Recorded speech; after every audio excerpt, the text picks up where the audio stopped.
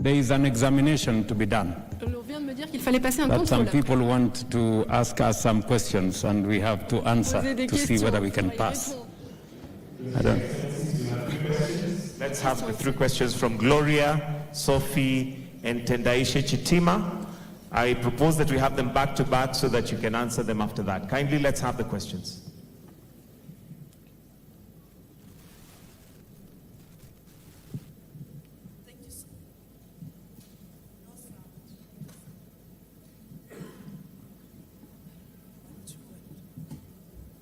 Get her a mic that works, or she can come nearer here or somewhere.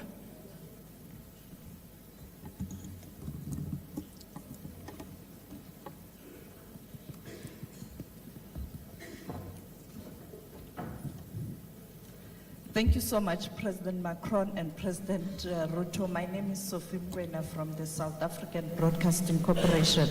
My question is that there's a perception out there, particularly from the Africans on the continent, that the continent was shortchanged during colonialism, and we are likely going to do the same, see the same.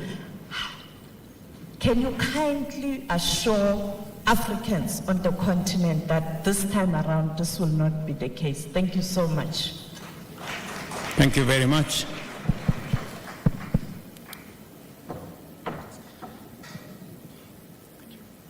Bonsoir, messieurs les présidents. Anthony Lebos pour la chaîne française BFM TV.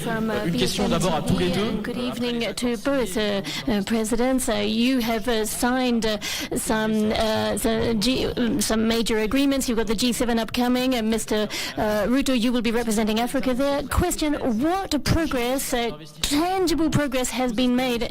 What do you expect to get at the G7 with the others present? And the second question for President Macron, and concerning the hantavirus risk, could you please tell us, is France ready to face another epidemic if this indeed comes up? And we know that that there are lots of questions being asked about France's health protocols. Thank you. Thank you, Your Excellencies. I'm Gloria Musimbi on your far right. So my question is, Your Excellency, President Ruto, as you prepare for the G7 summit and as a representation of Africa, what are the 3 key priorities emerging from this declaration that you intend to table before the global leaders? Thank you. Good evening, President Ruto and President Macron. My name is Tendaishe Chitima and I'm from Zimbabwe. I'm from the creative sector. As we conclude the Africa Forward Summit, I would like to know what you think is the most important issue right now for humanity. What do you believe is our greatest responsibility? Thank you. Thank you very much. Let me begin with a question from Sophie. Sophie, I think, from SABC.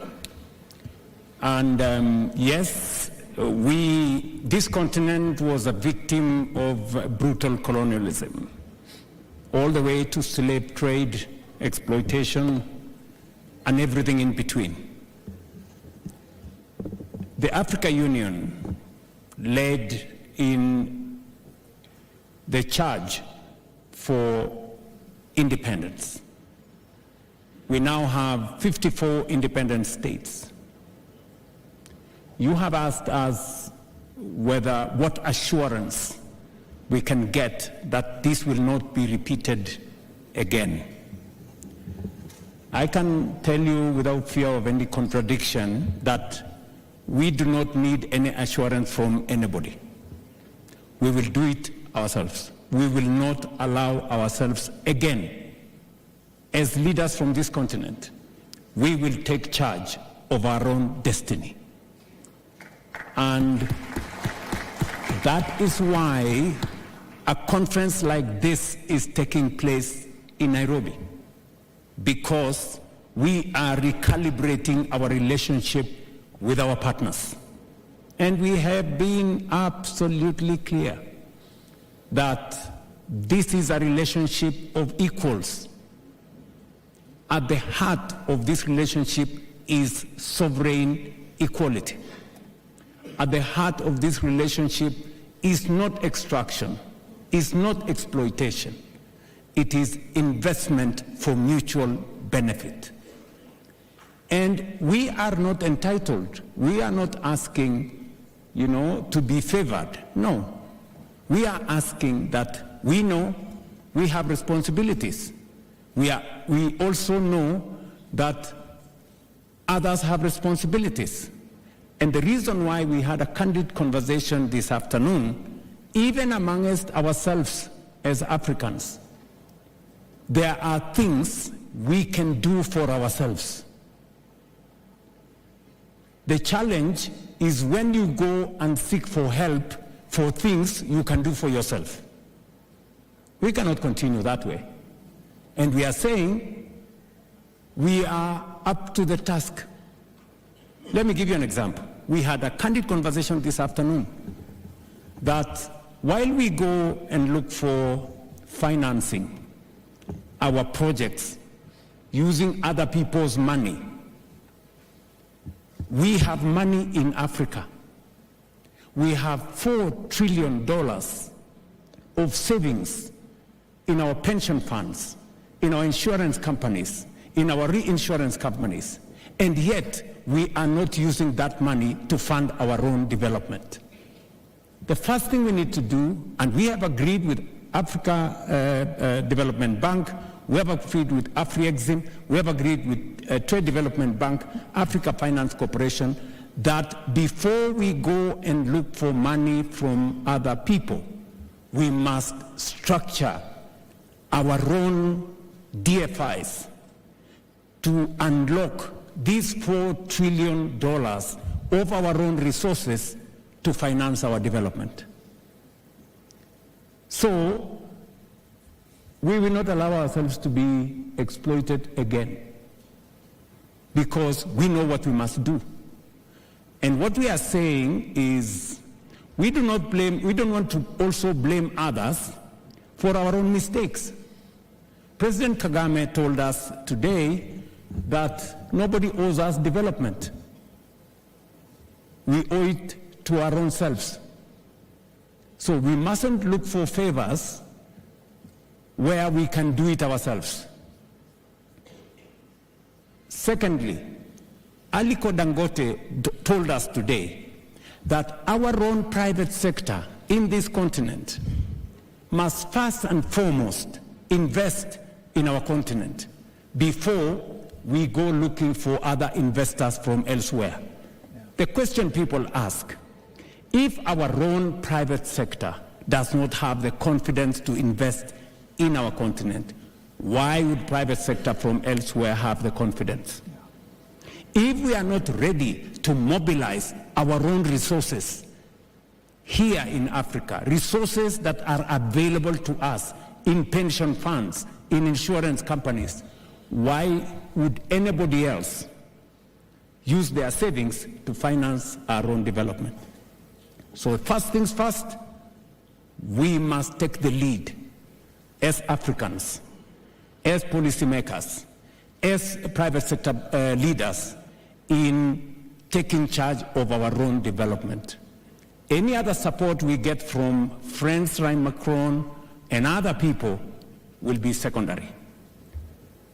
To answer your question, we will not allow ourselves again to be slaves of anybody. We are going to take charge of our own future. Number two, somebody has asked tangible progress. What tangible progress have we achieved here? And how are we going to approach the G7?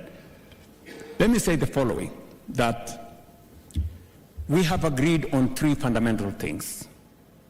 We've agreed, number one, is we must develop an innovative mechanism of raising resources at scale, at speed, for our own development, and it starts with us. All we will be asking at the G7, in fact, We will not be asking for money from the G7.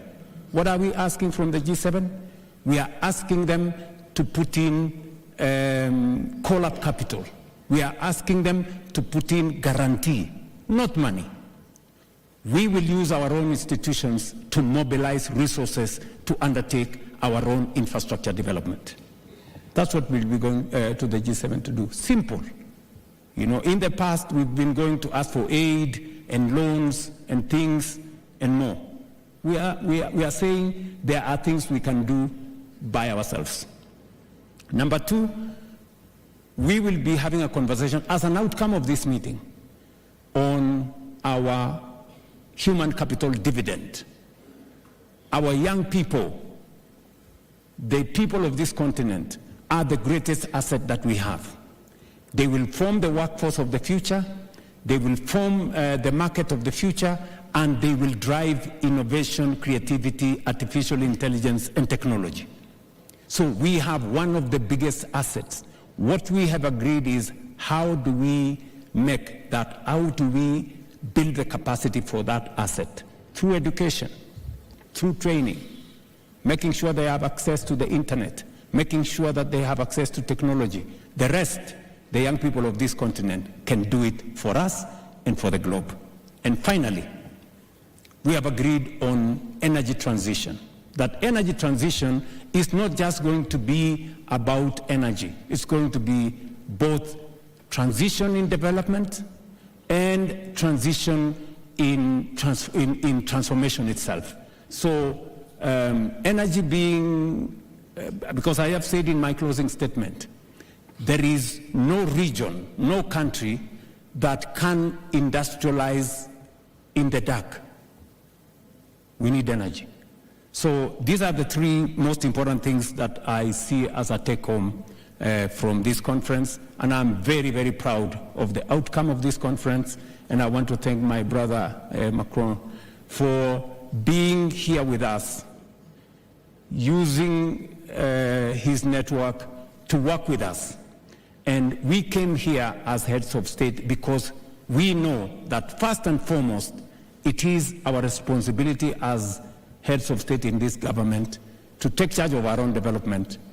My good brother is here as a friend, and we can only leverage on his friendship to be able to get to others so that we can fashion one trajectory for development together. Mr. President. Merci, Président. Je crois que la première question vous était adressée, I think the very first question was addressed to you and you've answered it. The second question was in fact two questions and they came to me.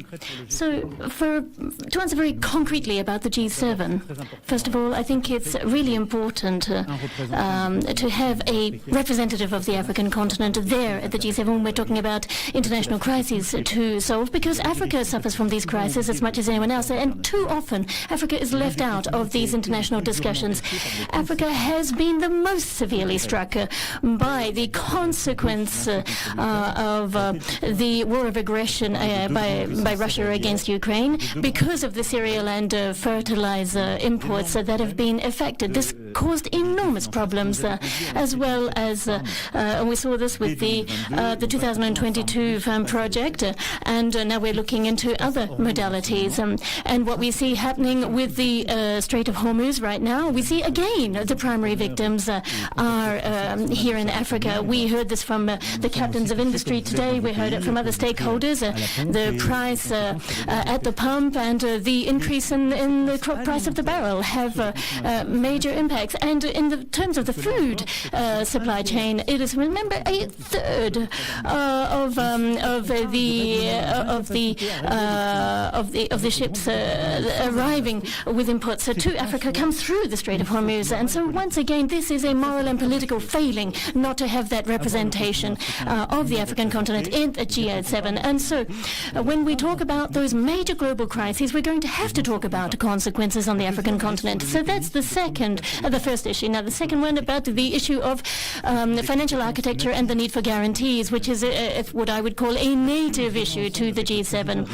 And I discussed this with President Ruto. We want to give a clear message, and that is to calibrate the global imbalance in this regard. At the heart of the G7's economic environment, the world in which we are working is focused on very problematic macroeconomic issues, overcapacity from China, issues from the USA, European perspectives, and not enough of this gets discussed with Africa's place on the whole value chain, agriculture, industry, you name it. If developed economies do not adhere to that agenda, and that's the first thing, we've got to get them to respect the rules.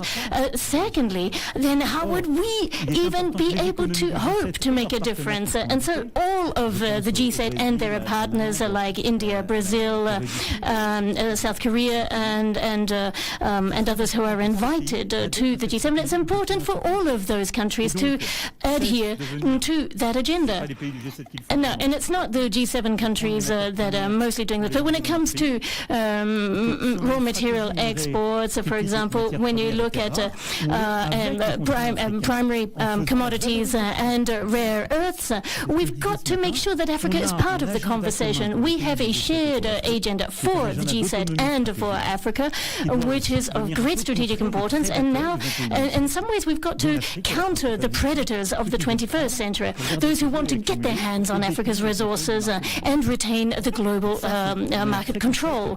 So this is something really concrete that we're going to discuss.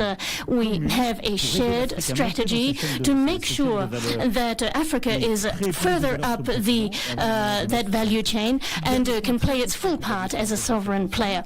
And so that's why we're going to the G7 together, and also because we want to have maximum support among the G7 members for this mechanism for guaranteeing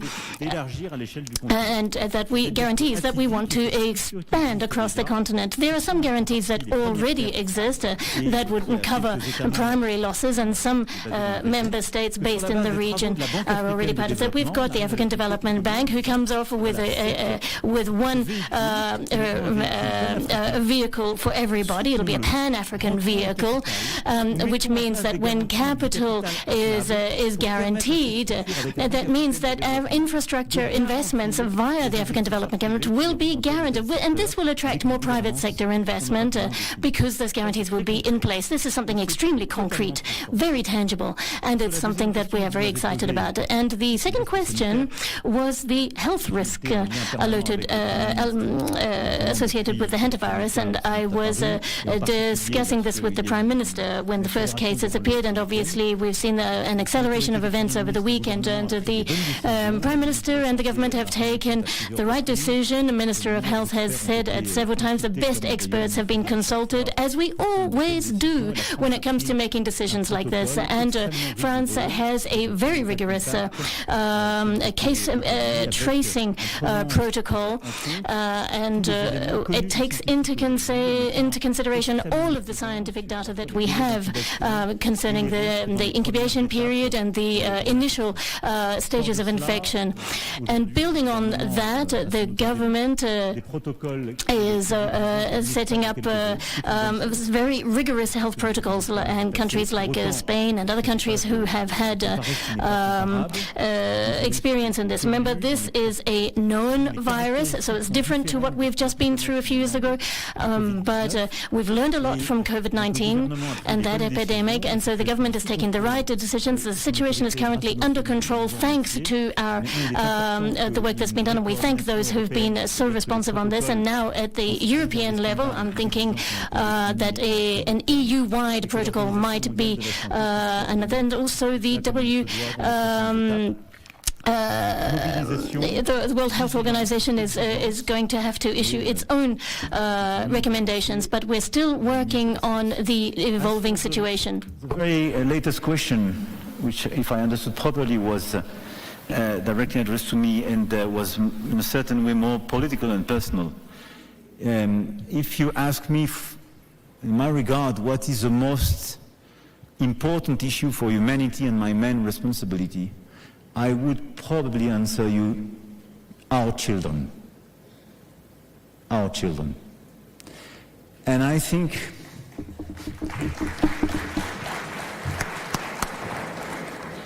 because we can take a lot of decisions, Some of them are sometimes largely too short-term driven.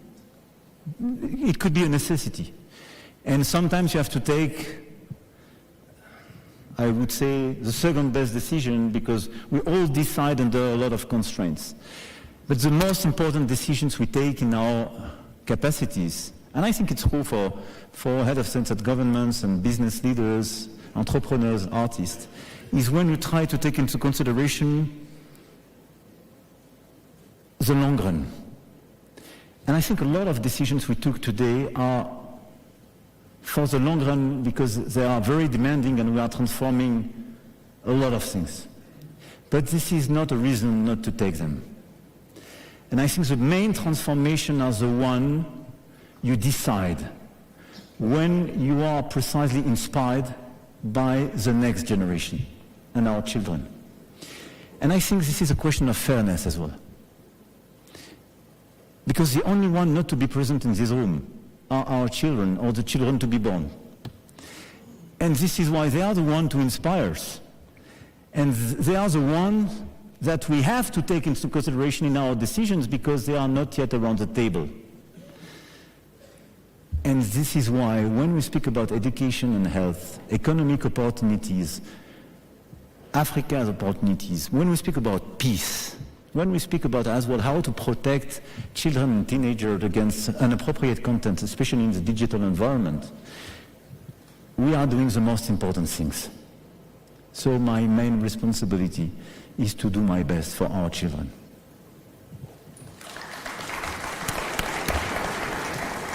I want to agree with my good brother, President Macron, on the question we were asked, what is the single most important thing? And I would want to say that in the context that he has said, because for this continent,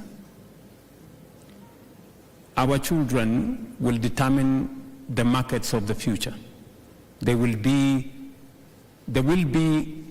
1 in every 4 people in the world by 2050 will be African.